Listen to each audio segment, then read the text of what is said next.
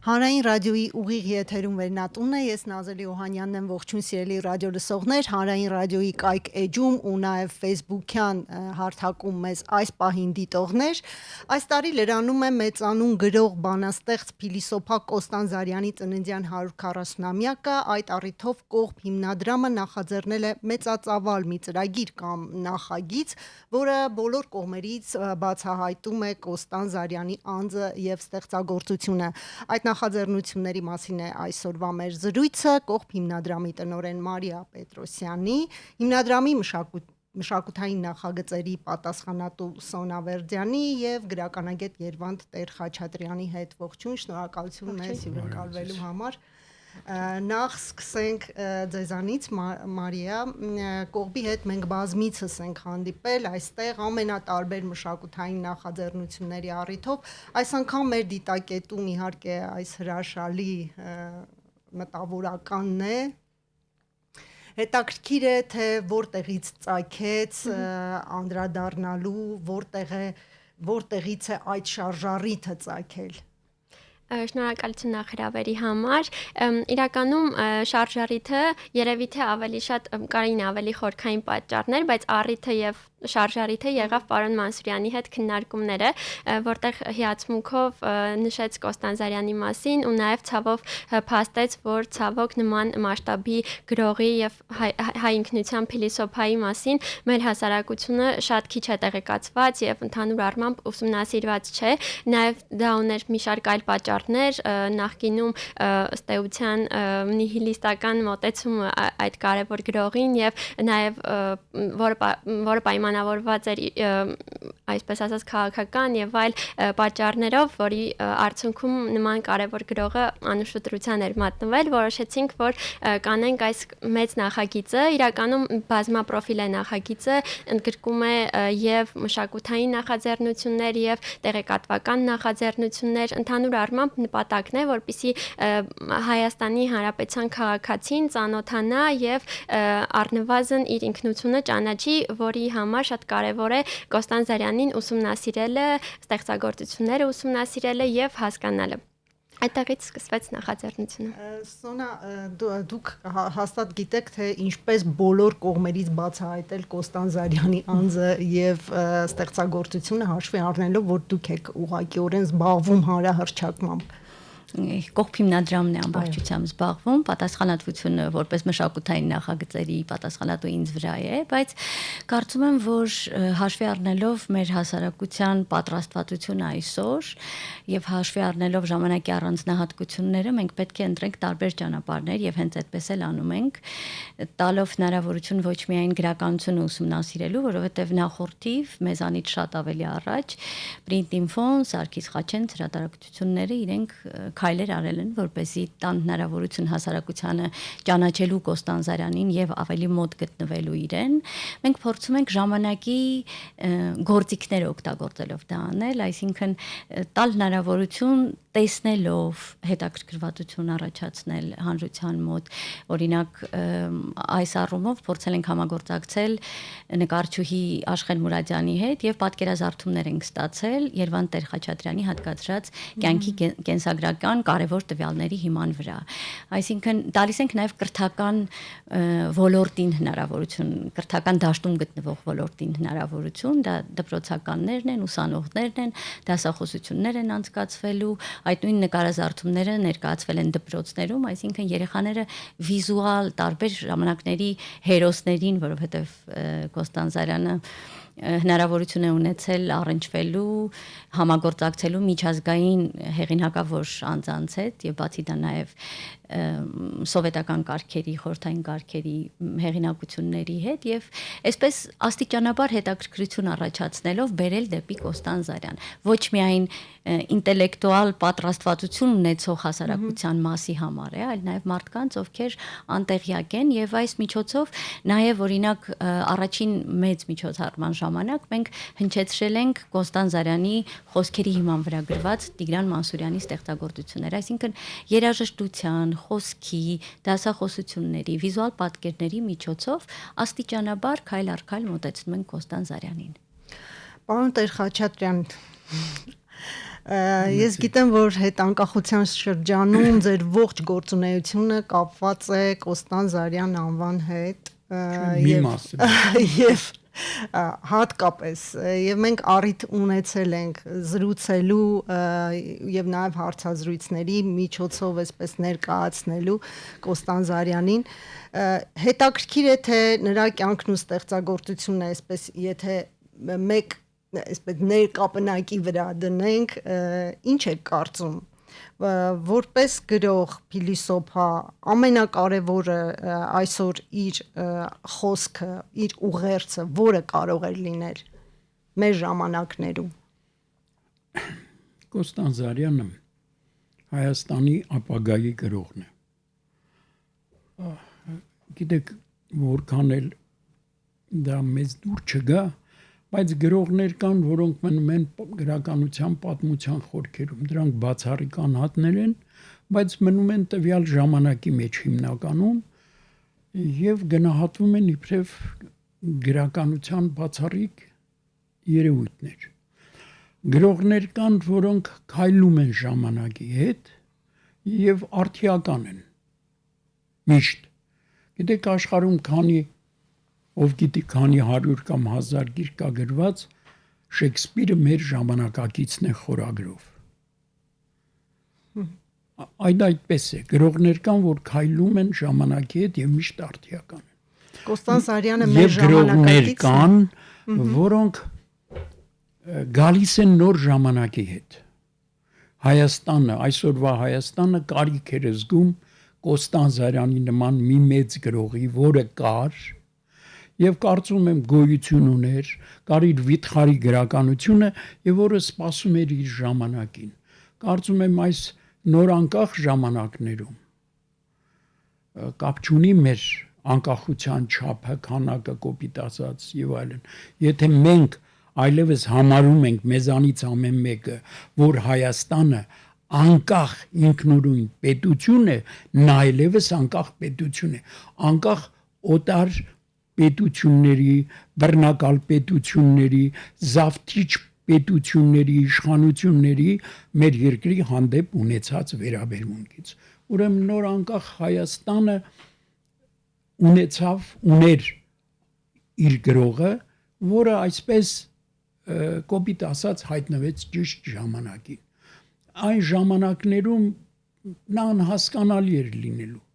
Լենինյան, Ստալինյան, գաղափարական եւ այլն ժամանակներում, երբ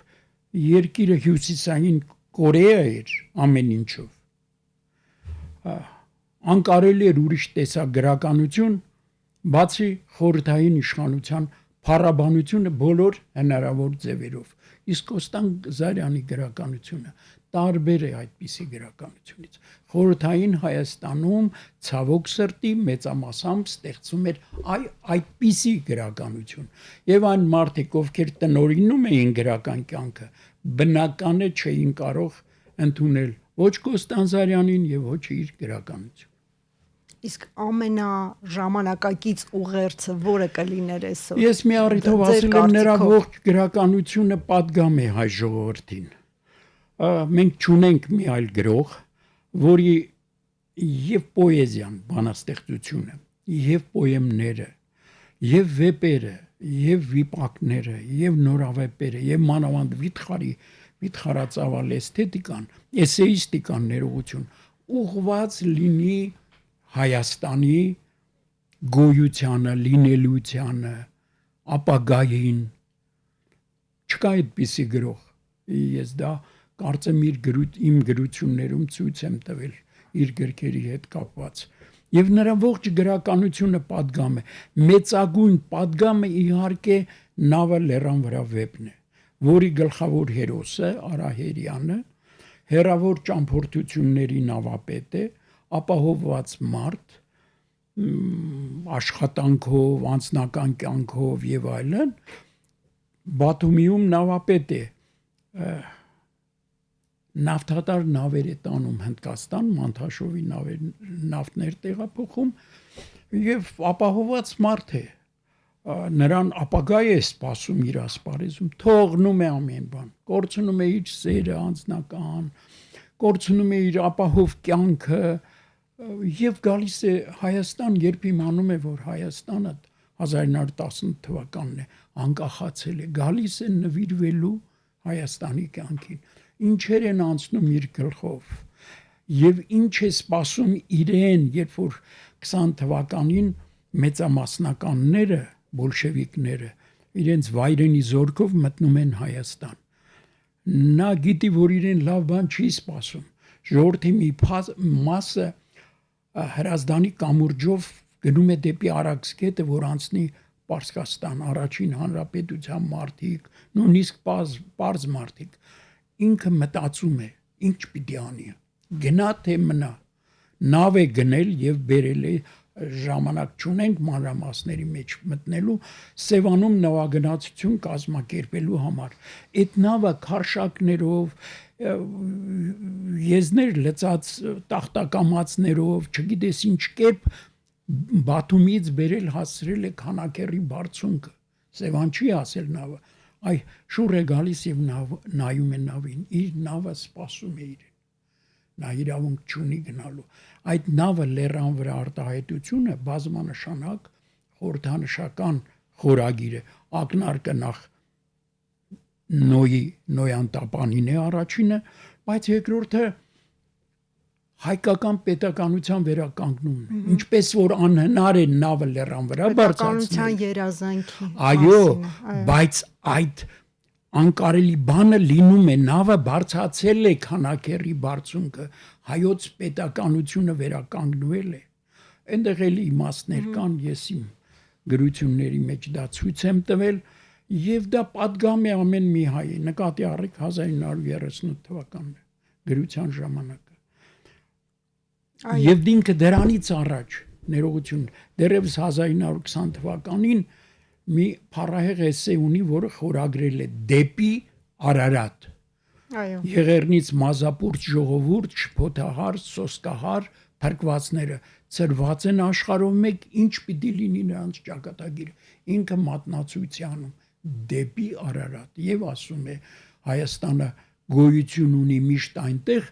որտեղ կա հայ ժողովրդի հավաքական գիտակցությունը։ Սա Չարենցից առաջ է ասված։ Չարենցը գրել է 34 թվականին, ով հայ ժողովուրդ քո փրկությունը, պատգամ բանաստեղծության ծածկագրությունը, ինքը գրել է 1930 թվականին, ինքը գրել է 1920 թվականին։ Ուրեմն իր պատգամը դա է, ամեն մարդ, ամեն հայ պարտավոր է մտածել երկրի մասին, ծառայել երկրին, հայրենիքին, նվիրվել դրան, եւ իր հերոսը Արահերյանը դրա լավագույն մարմնավորումն է, դա իր մեծագույն պատգամն է բոլորիս։ Իսկ այս ամեն ինչը որ ներկայացրեց պարոն Տեր-Խաչատրյանը, այսինքն բազմաշերտ ինքնությունը Կոստանդզարյանի, որքանով են կարողանում կյանքի կոչել, այսինքն ցույց տալ, նյութականացնել, բերել հանրության, այսպես մասաների միջավայր։ Հարցը ինձ է կուղում։ Առհասարակ բոլորին։ Մենք հրատարակել ենք 16 հատոր Կոստանդզարյան, դրանք մեծադիր հատորներ են, գիտական ծանոթագրություններով, մեկնություններով, ընդհանրացակ առաջաբաններով եւ մանավանդ բնագրագիտական տեքստաբանական այլ խոսքով ասած աշխատանքով, որը ցավոք չենք արտացոլել ծանոթագրություններում, որովհետեւ գրքերի ծավալը շատ մեծանում էր։ Եթե գրեինք, ահա գրված է այսպես, պետք է լինի այսպես, այս տողում վրիպում կա, սխալմամբ տպագրվել է այսպես, պետք է լինի, գիտեք ինչքան էր ընդարձակվելու։ Այդ աշխատանքը արել ենք, լավ թե վատ, 16 հատոր եւ էլի անելիքներ կան։ Եվ 3 հատոր ռուսերեն։ 16 տող չի գրվել այդ 16 հատորի մասին Հայաստանում։ Բայց այսպես կոչված գրականագետների, գիտության դոկտոր եւ տեխնացու գրականագետների վիթխարի ջոլիր կա։ Բայց 16 տող անգամ չի գրվել, ինչ հանրայնացնելու մասին է խոսքը, որպեսզի Կոստանդզարյանը հասնի ճիշտ իր ընթերցողին, իհարկե նա ունի շատ նեղ շրջանակ ընթերցողների, որոնք գիտեն ով է Կոստանձարյանը, սիրում են ուղղակի պաշտամունքի հասնող վերաբերմունք ունեն, բայց դա քիչ մասն է, որովհետեւ դա դառնա ժողովրդի համընդհանուր սեփականություն, դուք, այսինքն մենք պետք է ունենանք իսկական դպրոց եւ իսկական համալսարանական կրթություն, որի արդյունքը կլինի իսկական մտավորականություն։ Շատ լավ։ Երբ որ դա կլինի, Կոստանձարյանը կդառնա համաժողովրդական գիտակցության անտրոհելի մաս։ Դուք հավելելու բան ունեք, Մարիա։ Այո, ես էլ մի փոքր անդրադառնամ նախագծի տեսանկյունից, ինչպես է ստացվում։ Նախ նշեմ, որ Կոստանձարյանի բազմաշերտ անհատականությունը իրականում շատ լայն հնարավորություններ է տալիս իրեն ներկայացնել տարբեր ասպեկտներով, դրանք լինում են թե մշակութային, թե կրթական եւ շատ հետաքրքիր է, որ շատ տարբեր մարդկանց է հետաքրքիր, որովհետեւ ամեն մեկի համար այնտեղ կա ինչ-որ թաքնված մի բան, որ իր համար շատ կարեւոր է, որ իր համար թանկ է, որի հետ իրեն ասոցացնում է եւ իրեն գտնում է այդտեղ։ Դրա համար մեզ համար շատ կարելի ասել հեշտ է ստացվում այդ հանրայնացումը կամ այդ աշխատանքը անել։ Նաեւ նշեմ, որ իհարկե թվում է, որ շատերը չգիտեն, չեն կարդացել եւ այլն, բայց նշեմ նաեւ, որ երբ որ օրինակ նյութերն ենք տարածում, կիսվում, ակտիվություն է լինում, մեզ գալիս է հետադարձ կապ ու տեսնում ենք, որ իրականում կար շատերը կային, որ իրենց հոգում, սրտում սիրում են, կարդում են, բայց այդ կայսն էր պակասում, որպեսզի դրա մասին խոսվի, որպեսզի բոլորը միավորվեն, տեսնեն, որ իրենք մենակ չեն եւ կա խումբ ձևավորված եւ բավականին դրական կարծիքներ եւ այլն ստացել ենք, նաեւ կուզենայի հատկապես նշել, որ օրինակ ֆիլմաշարի հետ կապված, որը որ վերջերս ցուցադրվեց Մալյան թատրոնում, 10 մասից է բաղկացած, փորձել ենք այնտեղ ամփոփել կենսագրության ամենից կարևոր դրվագները եւ ոչ միայն կենսագրության, նաեւ ստեղծագործությունների առումով, հատկապես 3 մեծ վեպերին անդրադարձ է եւ նաեւ մյուս ստեղծագործությունների առումով ու կարող եմ փաստել, որ շատ լավ եւ դրական կարծիքներ ենք ստացել ու շատերն են ասել, որ սպասում էին, որ պետք էր այդպիսի համապարփակ ձևով ներկայացնել ու նաև ինչ որ մարդիկ էլ կիսվեցին, որ դա իրենց համար շարժառիթ էր գնալ եւ շարունակել ուսումնասիրությունը։ Հիմնական բոլորը կարդացած են լինում Նավլերան վրա վեպը, բայց չեն իմանում, որ օրինակ կան եւս մի քանի շատ կարեւոր էլի էական ուղերձ պարունակող ստեղծագործություններ ու ինձ թեկուզ ընկերներից շատերը կիսվել են, որ դա իրենց համար ցանկություն է առաջացրել եւ կարծում եմ մեր հիմնադրամի տեսանկյունից հենց նպատակն էլ դա էր, որ առաջանա հետաքրքրություն, առաջանա ցանկություն եւ խոսույթը ձևավորվի, մարդիկ կիսվեն իրար հետ այդ մտքերով։ Նաեւ կուզենայի նշել, որ այդ բազմաշերտությունից խոսեցինք, իհարկե Կոստանձարյանը շատ տաղանդավոր գրող եւ բանաստեղծ է, բայց նաեւ քչերը գիտեն, որ ստեղծագործել է նաև գծանկարների տեսքով, իջեփական կեպանկարները ունի եւ առաջիկայում նաև նախատեսում են Կոստանձարյանին այդ տեսանկյունից բացահայտել։ Շուտով ժամանակակից արվեստի թանգարանում կլինի ցուցադրություն, որտեղ ոչ միայն կներկայացվի Կոստանձարյանը որպես գրող, բանաստեղծ, ստեղծագործական տեսանկյունից, այլև նաև որպես նկարիչ եւ իր կեպանկարները եւ մնացած նաև անձնական իրեր որոշները հնարավորություն կունենան բոլորը մասնակցել եւ տեսնել, դրա մասին նաև շուտով կհրապարակենք։ Շատ բազմաշերտ է եւ շատ հետաքրքիր է անձամբ նաև բացահայտել այդ բազմաշերտությունն ու խորությունը։ Ես պետք է խոստովանեմ, որ այս մեկ տարվա մեջ լրացնեմ Սիրելի Մարիայի խոսքը կողմի գործունեությունից հետո զգալիորեն փոխվել է Կոստանձարյանի վերաբերմունքը, հանդեպ եղած վերաբերմունքը։ Ես դա գիտեմ գրադարաններից, որտեղ ընթերցողները պատվիրում են ըստ իմացած տեղեկության հետաքրքրություն կա Կոստանձարյանի գրքերի հանդեպ, գրքերը պատվիրում են, կարդում են եւ դա այս տարվանից սկսած նախորդ տարիներին չի եղել։ Ես դա իհարկե համարում եմ եւ իրոք այդպես է կողմի գործունեության արդյունքը եւ հետևանքը։ Գիտեք, երբ որ բարկա չէ, ասում են հանրայնացնել, ես չգիտեմ դա ինչ է, բայց երբ որ դուք ժողովրդին ներկայացնում եք, մատուցում եք, հիմա ժամանակները փոխվել են, գրականությունն էլ է դարձել կարծեք թե սպառման առարկայի նման մի բան, որ գնում էին, չէ, բաներ կային, Ֆերնանդելը խաղում է հրաշալի, տանում էին իրերը, ծախում էին մակլերներ եւ այլն։ Հիմա գրականությունն էլ պիտի մշակույթը տարվի, մատուցվի մարդկանց, կողմը դա անում է եւ ֆիլմաշարի ձևով, եւ զանազան միջոցառումների ձևով, եւ դա իր արդյունքը տվեց, դա զգալի է, վերաբերմունքը փոխվել է։ Տեսեք, մենք սովորաբար մեր մտավորականներին անդրադառնում ենք կամ հիշում ենք, երբ հոբելյանական այսպես շրջան է գալիս եւ փորձում ենք անել գոնե հնարավոր ամեն ինչ, բայց արդյոք այս ծրագիրը, որ դուք նախաձեռնել եք, այս ամբողջ նախագիծը ինքը սկսելու եւ ավարտվելու է ինչ որ մի ժամանակ եւ ինչ շարունակականություն է այն ունենալու, ակնկալում եք որևէ շարունակականություն։ Իրականում շատ ճիշտ հարց եք բարձրաձայնում, ոչ չենք նախատեսում, որ այո հոբելյանական տարի է եւ իրականում զուգադիպեց, քանի որ միտքը առաջացավ ու հենց հաջորդ տարին էլ 140-ամյակի տարին էր, այդպես ստացվեց, բայց չեք ակնկալում, որ 1 տարով պետք է սահմանափակվի, որովհետեւ իհարկե 1 տարում հնարավոր է շատ բան անել, բայց երկարաժամկետ էֆեկտ եւ ազդեցություն ունենալու համար պետք է միշտ լինել շարունակաբար աշխատել, որպեսզի գնալով այդ ազդեցությունը տարածվի, պրոգրեսիա ապրի երկրաչափական, թվաբանական բոլոր հնարավոր ձևերով։ Եվ նշեմ նաև, որ հոբելյանական տարին իհարկե շատ խիստ հագեցած է միջոցառումներով, բայց դրանից հետո օրգանական շարունակությունը կլինի Կոստանդզարյանի գրական մրցույթը, որը որ մեր նոր նախաձեռնություններից է, որի մասին շուտով կխոսենք, շուտով կքննարկենք, բայց նախատեսում ենք, որ հոբելյանական տարին դրան կհաջորդի այդ մրցույթը,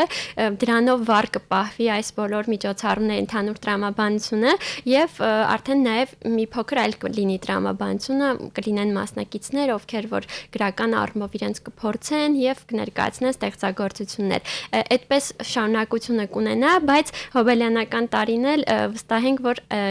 ընդլայնված ազդեցություն կունենա հետագա տարիներին արդյունքներով, քանի որ ինչպես նշեցի, որ նախաձեռնությունները, օրինակ ֆիլմաշարը եւ այլն, դրանք իհարկե հնարավոր է արագ սպառել, բայց դրանք նաև երկարաժամկետ օգտագործման համար պիտանի նյութեր են, այսինքն ցանկացած պահի այդ գիտելիքի աղբյուրը համացանցում եւ տարբեր տեղերում հասանելի է, ցանկացած մարդ, որ հետաքրքրված է, կկարողանա միշտ դա նայել, կարդալ, ուսումնասիրել եւ կարծում ենք, որ դա կունենա իր ազդեցությունը երկարաժամկետներ։ Իսկ այդ 10 մասանոց ֆիլմում ամբողջական եւ կենսագրությունը եւ ստեղծագործությունը այսպես ներկայացված է։ Իրականում կենսագրությունը բնականաբար շատ բավականին հետաքրքիր, կարելի ասել արկածներով լի կենսագրություն է։ Հնարինս իհարկե պարոն Տեր Խաչատրյանի մեծ ջանքերով փորձել ենք ամբողջական ներկայացնել, բայց բնականաբար միշտ էլ լրացնելու եւ ավելացնելու տեղ կա նման մեծ անհատականության մասին խոսելիս, բայց հնարավոր կարևոր բոլոր այդ դրվագները, որոնք որ կարծել ենք շատ էական ազդեցություն կունենան դիտողների մոտ, դրանք փորձել ենք ներկայացնել եւ մեծ վեպերի հիմնական ուղերձները Նավալեռան վրա, Բանկոփը եւ Մամութի ոսկորները, Անցորդը եւ իր ճամփան, այդ բոլոր դրանց մասին առնվազն ամեն մեկի նվիրված է։ Չափով նաեւ ինքնակենսագրական են, չէ՞, պարոն Տեր Խաչատրյան, մանավանդ էսեների շարքը իսկապես այդ խոսի նաև այն մասին, որ կողմը երկու գիրք է հրատարակել եւ պատրաստում է վերահրատարակել այն գրքերը Կոստանդզարյանի, որոնք 20 տարի առաջ են տպագրվել եւ սպառված են, որոնց պահանջում է։ Ես կուզեի լրացնել Մարիային, որ ֆիլմաշարը իհարկե ներկայացնում է գլխավոր իրադարձությունները եւ ստեղծագործությունները Կոստանդզարյանի, բայց դասախոսությունները կտան շարունակության հնարավորություն եւ ավելի մանրամասն ուսումնասիրելու հնարավորություն։ Այսպես ասած տվել ենք հնարավորություն հետաքրքրվելու եւ բացահայտելու Կոստանդզարյան անհատին հանրությանը եւ գտանք շարունակություն այս հնարավորության հետաքրքրված անձանց ավելի մանրամասն ուսումնասիրելու պարոն Տեր-Խաչատրյանի հետ հանդիպումների միջոցով կարծում եմ սա կարևոր հնարավորություն է եւ բոլոր այն մարդիկ, ովքեր քիչ թե շատ հետաքրքրված են եւ բացի դա նաեւ չի բավարարել իրենց այս անդրադարձը Կոստանդզարյանին կլրացվի նաև հարցազրույցների դասախոսությունների միջոցով իսկ վերահրատարակումներին եւ հրատարակումներին եթե անդրադառնանք ապա մենք հասցրել ենք այս ընթացքում պարոն Տեր-Խաչատրյանի դեպի Կոստանդզարյան գրքին անդրադառնալ եւ սա դարձյալ հնարավորություն է ուսումնասիրության Կոստանդզարյանի որպես անհատ, որպես ստեղծագործող ու նաև Կոստանդզարյանի պատրանքների ուխտավորը ստեղծագործությունն է դարձել հասանելի հանրության համար։ Գիտեք, Իսկ եթե շատ կարճ ամփոփ ներկայացնենք այդ գիրքը դեպի Կոստանդզարյան, ինչ է բացահայտում բան։ դեպի Կոստանդզարյան ուրեմն դա ժողովածու է, հոդվածների էսսեների, բայց այնպես է դասավորված հերթականությունը, որ Կոստանդզարյանի գրականությունն ամփոփում է առաջին գործերից սկսած մինչև վերջին գործը։ Գիտեք, ֆիլմը 2 ժամանոց ընդարձակ ֆիլմ է, բայց երբ որ ես նայեցի, տեսա, որ այնքան կարևոր բան կա դուրս մնացած, այնքան կյանքի հատվածներ, միջադեպեր, իրողություններ հնարավոր չէր 10 ժամանոց ֆիլմ։ Գուցե կարելի է շարունակական։ Չէ, դե այդպես հնարավոր չէր։ Դրա համար կողմը մտածեց, որ հնարավոր է դասախոսությունների շարք լինի մանկությունից սկսած ստեղծագործությունների ժամանակագրական ուրեմն ներկայացնելով մինչև կյանքի ավարտը, այսինքն իր կյանքի եւ ստեղծագործական ճանապարհը ամբողջ կյանքի եւ ստեղծագործական ճանապարհի ամբողջ պատմությունը դա ժամանակ կպահանջի առնվազն մի 10-12 դասախոսություն, որտեվ մեծ վեպեր կան, առնվազն 5 մեծ վեպ կա, Անցորդի եւ իր ճամփան, Բանկոպի եւ Մամուտի ոսկորները, Սպանիա, Միացյալ Նահանգներ, ինչ 5, 7 պիտի ասի, Արևմուտք, քաղաքներ եւ նավը լեռան վրա։ Վիպակներ կան փառահեղ ինչպես կղզին եւ մի մարդը։ Այո։ Պոեմներ կան վիթխարածավալ եւ շատ կարեւոր։ Այդ ամբողջը տպագրվել է։ Ինչ է մնացել, պարոն Տեր-Խաչատրյան։ Ուրեմն ասացի, որ պատրաստել ենք, պատրաստում ենք, շարված է, պատրաստում ենք հոգնակի, ասում եմ, որտեւ ես աշխատում եմ մի ընկերոջ հետ, առանց որի այդ հատորները հնարավոր չէին, որը շարում, սրբագրում է եւ այլն, որի անուն ազգանունը Սամվել Խաչատրյանն է, իմ ազգականը չէ, բայց 30-40 տարի մենք միասին աշխատում ենք, Հայաստանի ամենակիրթ եւ գրագետ մարդը, համալսարանում 80-ականներին եղել է իմ ուսանողը, բայց ես իրենից շատ բան եմ սովորում, փայլուն փառահեղ գիտի գրաբար, միջին հայերեն, արևմտահայերեն, արևելահայերեն, շատ լավ, անցնենք դասական ուղղագրություն եւ այլն։ Հիմա մենք ես պատրաստել եմ ուրեմն Արցախի օրագրերի հոդվածների թողոնների մի հատոր, որը կունենա ժամերի իմաստը խորագիրը եւ դրանով ես իմ գործը կամբողջացնեմ։ Կմնա անտիբանաստեղծությունների հատորը, դա շատ ծանր եւ դժվար հատոր է, որովհետեւ մի քանի հազար էջ բանաստեղծություն կա, կրկնություններ կան, նույն բանաստեղծության 5-6 մեքենագրություն կա, տարբերակներ կան, ձեռագիր կա եւ մեքենագիր, կազմողը պետք է կարողանա պարզել, թե դրանցից որը տպագրված է, որը անտիպ է, դրա համար պետք է ամբողջ սփյուռքահայ մամուլը թղթատի, հարյուրավոր թերթեր, ամսագրեր, տարեգրքեր եւ դուք դա կանեք, պարոն Տեր-Խաչատրյան։ Չէ, ես դա չեմ անելու, ես ունեմ իմ պատճառները, դա ամենադժվար հատորն էր։ Ես թողել էի վերջում, որ առնվազն 2-3 տարվա աշխատանք կպահանջի իսկական մաքուր աշխատանքի համար, բայց դա իմ ուժերից վեր է։ Ցավոք- Փայլուն Զարյանագետներ կան հիմա հայտնվել են, թող անեն։ Ցավոք մեր հաղորդումն ավարտվեց այսքան ընդգրկուն հեղինակին, գրողին, մտավորականին այս կարճ ժամանակահատվածում մենք ինչպես անդրադառնանք, առիթներ կլինի, ելի կխոսենք, ելի կանդրադառնանք Կոստան Զարյանին, իր ստեղծագործությանը, շնորհակալություն։ Սիրելի ռադիոլսող, իմ հյուրերն այսօր Կողբ հիմնադրամի տնօրեն Մարիա Պետրոսյանը, հիմնադրամի մշակութային նախագծերի պատասխանատու Սոնա Վերդյանը եւ գրականագետ Երվանտ Խաչատրյանն էր։ Զրույցը վարեց Նազելի Օհանյանը, կհանդիպենք։